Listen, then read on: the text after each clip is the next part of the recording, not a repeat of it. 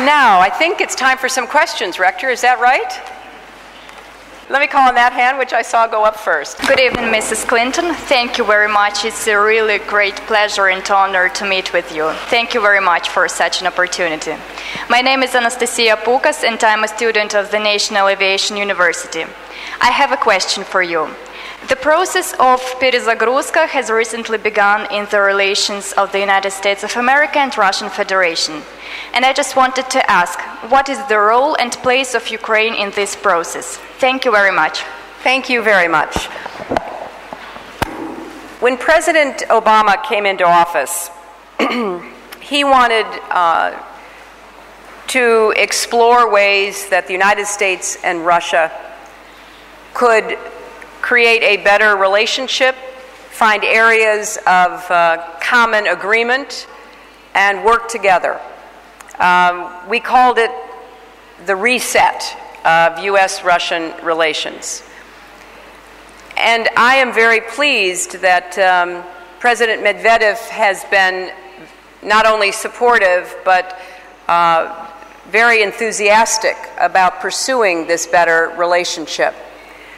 So the United States and Russia have worked very hard together over the last 16 months, and I think the results are commendable. First, a new treaty to limit the number of nuclear weapons in both of our arsenals.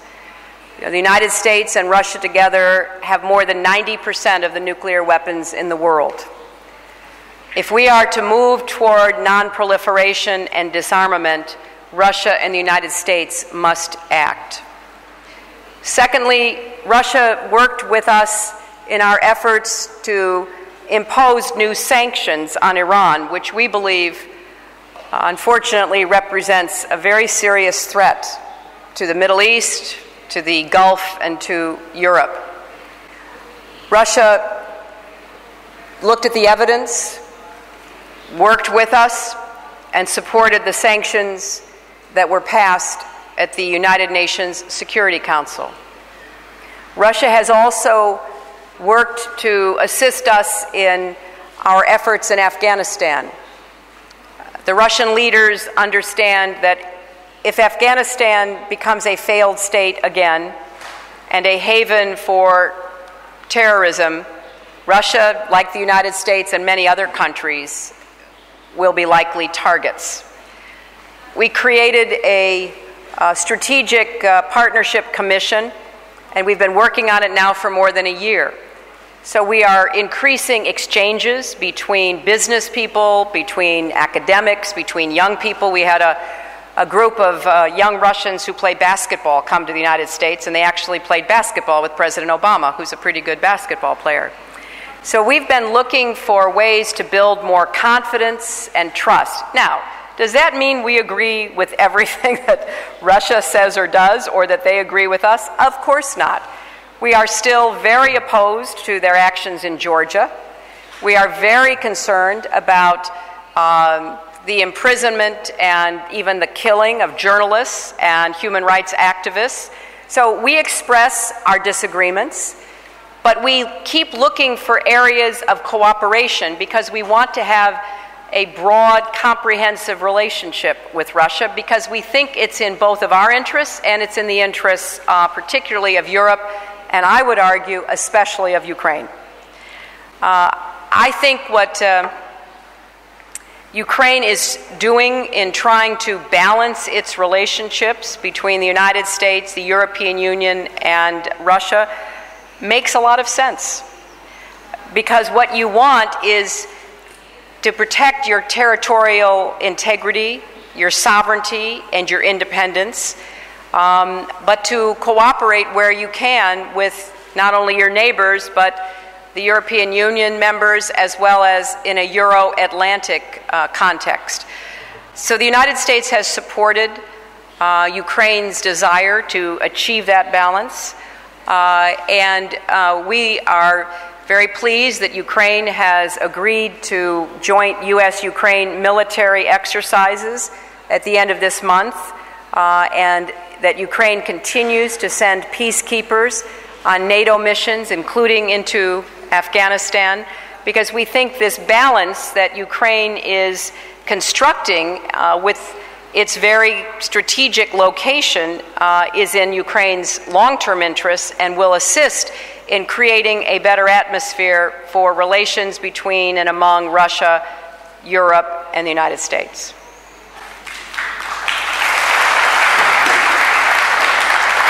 Oh, let's see this young man right there. Right there, yes.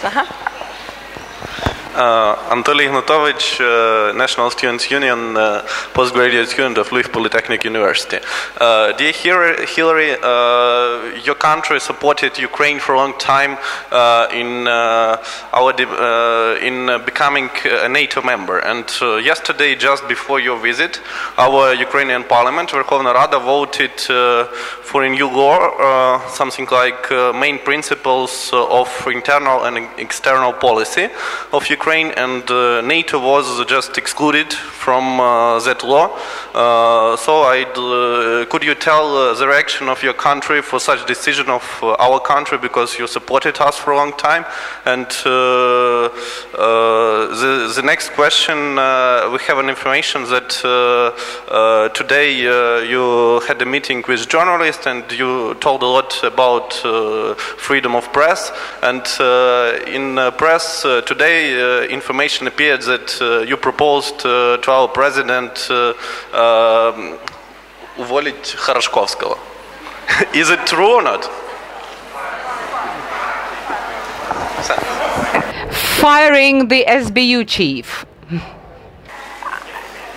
First, with regard to NATO, NATO is a membership organization that people apply to join. Countries apply to join. It's always been the United States' position that NATO is open to countries that wish to make an application.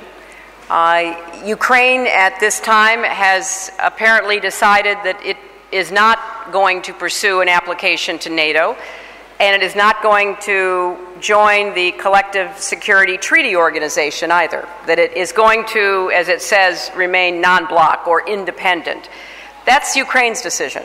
The doors to NATO remain open, but our point regarding Ukraine was that it should be up to Ukrainians to decide, that no other country should have the right to veto the Ukrainian decision.